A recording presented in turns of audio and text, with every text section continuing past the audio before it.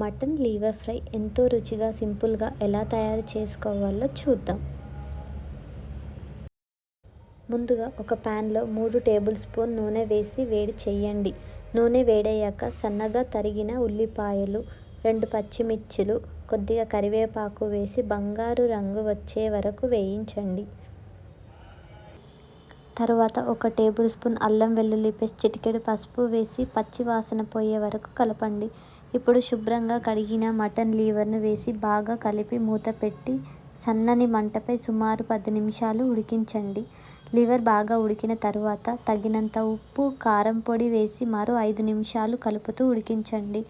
చివరగా ధనియాల పొడి, గరం మసాలా వేసి బాగా కలుపుకోండి. చివర్లో కొత్తిమీర వేసుకుంటే ఎంతో రుచికరమైన మటన్ లివర్ ఫ్రై రెడీ. ఈ రెసిపీ మీకు నచ్చితే వీడియోకు ఒక లైక్ ఇవ్వండి. మీ ఫ్రెండ్స్తో షేర్ చేయండి.